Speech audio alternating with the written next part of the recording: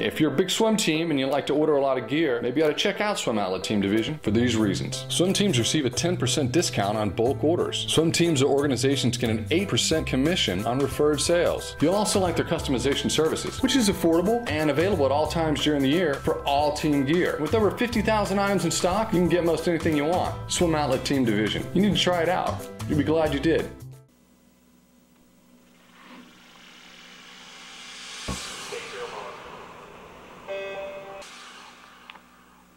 This is the Morning Swim Show for Friday, May 3rd, 2013. I'm your host, Jeff Cummings. Joining me today in the Fitness Monitor is David Marsh. He's the head coach of SwimMAC Carolina, and his team will be hosting the Arena Grand Prix / Charlotte Ultra Swim next week in Charlotte, where Coach Marsh joins us now via Skype. Coach, it's good to see you again. How are you? Doing great, Jeff. How about you? Excellent, excellent. Thank you very much. So is everything all set to go for the Arena Grand Prix / Charlotte Ultra Swim?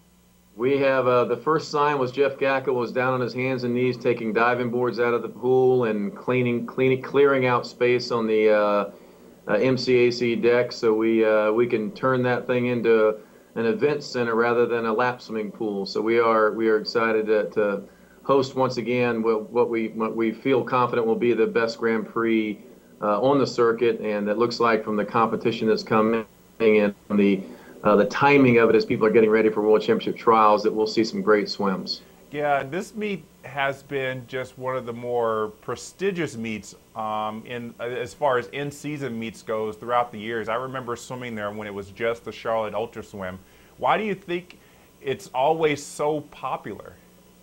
Well, I think we do a great job of hosting it, and hats off to our core of volunteers. There's a group of volunteers who are able to put this event on year after year, and every year they're looking for what's the extra thing we can do for the athletes. One of the big moves we did was we built a athlete tent area where when the athletes come, they have plenty of space to stretch out. They're able to, national team athletes have kind of a private area where they have massage, and John Cipriani does their active release for them, and so there's a whole network between that and the Presbyterian Healthcare that's set up all the help they possibly could need. The hospitality is outstanding, and every year our volunteers want to go one step further and one step beyond where they did the year before, and they accomplish that.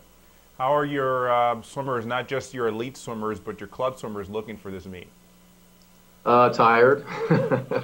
They're training hard, and you know, it's an interesting season with the World Championship trials coming up, but the deal is that they came off of a kind of a long short course season, and given that we were 4 years out of the Olympics, our plan was to kind of focus in on short course swimming this year, and so they're slowly getting back to it. But it's been very exciting because they're so far ahead of where they were this fall that I feel like the high school swimmers in particular are going to make some nice strides toward that world-class long course competition level as the summer evolves. Now, most of them aren't focusing on the World Championship trials. We'll take the ones that are qualified there, but some will be going there for the experience. Obviously, the team elite athletes, they'll be going there to try out for the team. And in their case, they're coming off of a combination of college seasons and all kinds of other, the distractions during the course of after a successful Olympic encounter. So we're interested to see how things go there, and I feel very confident that one way or another we'll gain a lot of information. Well, I want to start by talking about your club swimmers. They've been having a remarkable past 12 months. I mean, I think when USA Swimming officially rewrites all their age group record books, it's just going to be SwimMAC Carolina all the way down. I mean, just relay record after relay record. Has the success of the team in the past 12 months been surprising to you, or has this kind of been the goal that, mid-2012 and now is going to be the year that it all finally comes together? No, it's not a surprise. It's been, in fact, I've been here 6 years now, and I've seen it coming. When you're coaching a total program like this, you start seeing things emerging as children are coming through. I mean, Kyle Darmody was no surprise as he was developing his 11, 12-year-old who split time between basketball and swimming, that he would progress very nicely and follow in his brother's footsteps to be a high-level swimmer. We've had some nice surprises like a Michael Chadwick, who was a a kid who kind of went through the lower level of our program. His father's a well-known pastor here in town, and he was a basketball player for Dean Smith. So we ended up kind of stealing him from basketball, and he came over and went through the whole thing. And by his senior year, he is able to have some remarkable drops and be that fourth person on the relay that really allowed for these 17, 18 boys. I guess they've reset every record in the books from the 200 free relay to the 800 free relay, and it's the same four. So hasn't been a surprise, but it's been a joy to watch. And I've been back on the deck coaching high school swimmers first time in 23 years this past season. So I've seen it up close and personal how when these young people can learn precise and consistent movements in the water and really develop some of the fast forward some of their development in terms of their skill set, that they just take off. And it certainly, as you can imagine with me, it wasn't necessarily because of the number of laps they did, but they really did a good job this past year on the quality. We've also got in our program, I'll tell you, the way it's designed is we have kind of a north region and a south region. Pam Swander in the north, Russ Castle leads the south, Terry Fritsch is our head age group coach. They work together wonderfully to find synergies.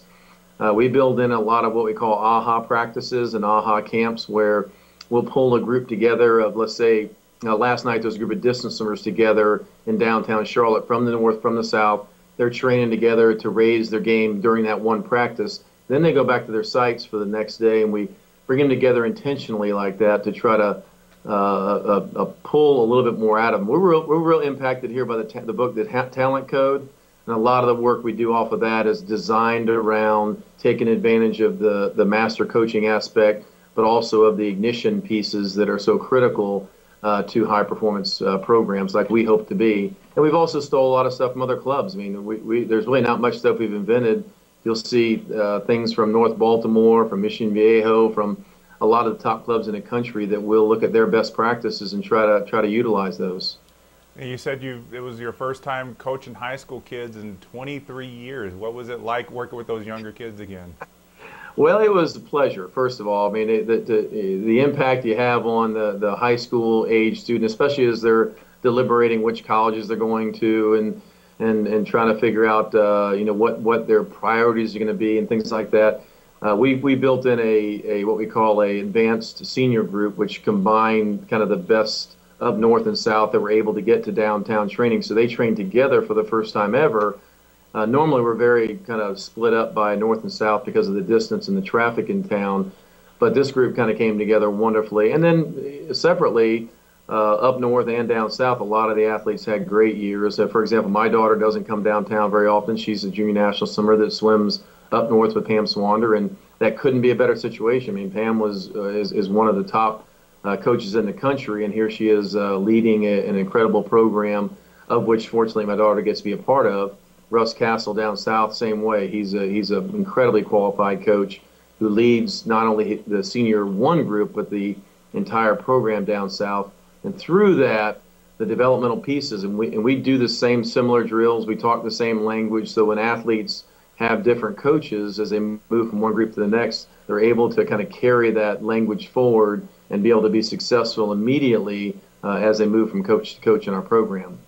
Well, Coach, before we move on, I want you to not worry that I said 23 years ago, because you might think it dates you, but it dates me too, because I remember when you started at Auburn and started recruiting me, so it makes me feel old too. I remember that too, and I'm still a little bit bitter that you didn't come to Auburn, but Eddie tended to out-recruit me quite well from a lot of places, much less the Midwest. But spent a lot of coffee and a lot of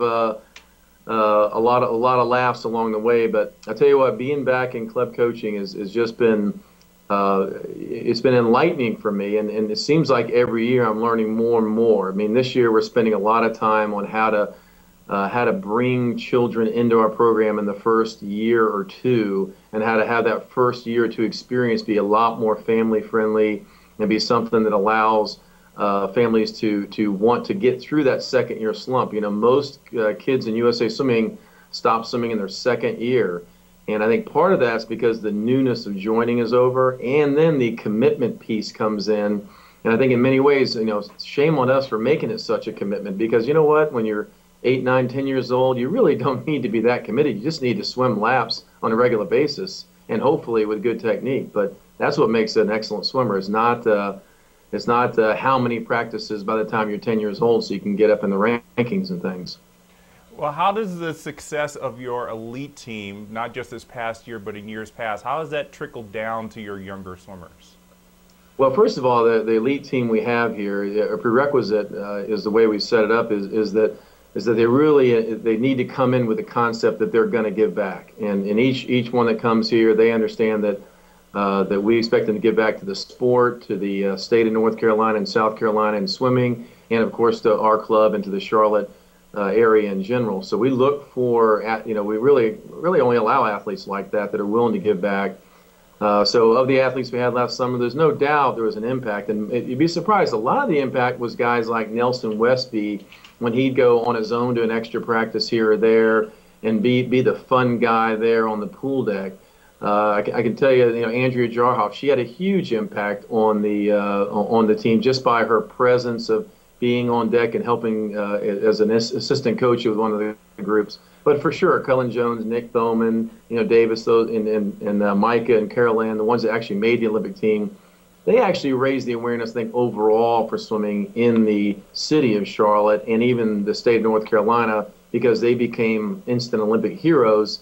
And in a town like Charlotte, where wearing the USA colors is a big deal, you saw that the town really rallied behind the Olympics and our local Olympians, including Ricky Behrens, who we consider certainly local. Well, you got Nick and Cullen back there training after the Olympics. What was it like getting them back into the gear of now we got to focus on making the World Championship team? Challenging, and to some degree, the challenge is, I think, the higher the success, and especially as these athletes get older, the tougher it can be, because it's one of those deals where, because I'm not very good at convincing people that the year after the Olympics is a critical year in a 4-year cycle, and to some degree, just like I believe in recovery and a weekly cycle is a critical part of success and to be able to challenge an athlete to the highest stress levels that they need to be challenged, they got to recover well. Emotionally, they have to recover from those Olympic Games, and as they dig deep to make those teams, and if they make the team, make medals, it elevates it even some more. So to be honest with you, I have not been a big pusher of them, and I'm got my fingers crossed for them to do their best this year and hopefully get on the team. But if they have a 4-year plan, and that's really kind of the guys that the way I'm talking is in a 4-year cycle. This year was really the year to kind of take your time and come back when you're ready to come back. There's no need to hurry. You've had a lot of swimmers make the Olympic team over the years, not just from there at SwimMAC, but from your years at Auburn. What does it mean to you to have your swimmers reach that highest pinnacle of the sport? Well, mostly it's enjoyable to watch them do that. I mean, it's the pathway, the different ways that different athletes get to an Olympic team, especially USA Olympic team, or onto the podium at the Olympics, is so unique for each one, and the challenges that they overcome, the things they deal with, the adversity they deal with, the reliance on teammates and chemistry, and when they're accepting coaching and kind of rejecting coaching and different things like that. I really reflect back on the process and the outcome. But there's no doubt being in the bleachers and being in the back pool, being able to celebrate moment in time things like the Olympics is unique to the most unique situation it could be in sport. And there's nothing like the Olympics. There's no duplication of the Olympics in any other sport. And in swimming, there's no sport that where the Olympics brings out this type of experience. You don't have 3 billion people watching you in other years, and you don't have 25,000 people in the bleachers, and you aren't most places we're not the king of the campus, but in the Olympic Village, the swimmers are the king of the campus, and so it's the number one sport over there, and it's a very exciting time. We hope that as we move forward in our sport for ways to make our sport more of a spectator sport, make it more enjoyable, so that we can have these 3 years in between be more meaningful and fiscally create outcomes for our athletes where they can be supported as true professional athletes. I was having lunch just 10 minutes ago with Jeff Samansado, who works for the PGA. He was actually the swimmer that was nice enough to give Michael his first Olympic spot by getting third in the 200 fly at the Olympic trials behind Michael. And he was just explaining to me a lot of the things they do in the PGA, and there's just a lot of ways that I think we can evolve this sport and continue to grow this sport so that our athletes can be the significant beneficiaries of the success and world impact we're having. Yep, lessons from other sports. I think that is a good way to go. Well, this is going to be a great next few days. I'm sure you guys are going to be busy getting ready for the Grand Prix, and we're as excited as you guys are to see how this shakes out. Well, thank you. It's going to be a lot of fun, and I think the town of Charlotte is already a buzz about Ultra Swim. Just came off of the Wells Fargo golf tournament last week. In Charlotte we have this thing called NASCAR, and next week there's a big race in NASCAR here in town. And believe it or not, we hold our own very well with the city's attention with the Ultra Swim in between. So it'll be a lot of fun, and there are some tickets still available for those that are coming into town.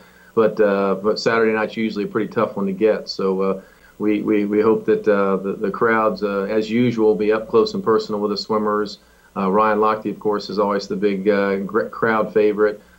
His buddy Cullen Jones, of course, is the local home favorite. But we have a great time, and we'll look forward to Super Me. Yeah, it's always great to hear that you guys get sellout crowds. Yeah, it's we had people last year. We had people lining up all the way down the street, and then they even had to go down the sidewalk in order to wait to get in. It's wonderful, and it is a sign of hopefully the things in the future in our sport. Well, that's great to hear, Coach. Thanks so much for joining us. Good to hear your perspectives on the sport as always, and have fun at the Grand Prix. Thank you.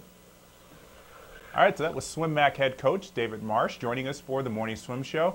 Swimming World will be bringing you complete coverage of the Arena Grand Prix in Charlotte beginning Thursday on swimmingworld.com, as well as video interviews and recaps on swimmingworld.tv. I'm Jeff Cummings. Thanks for watching.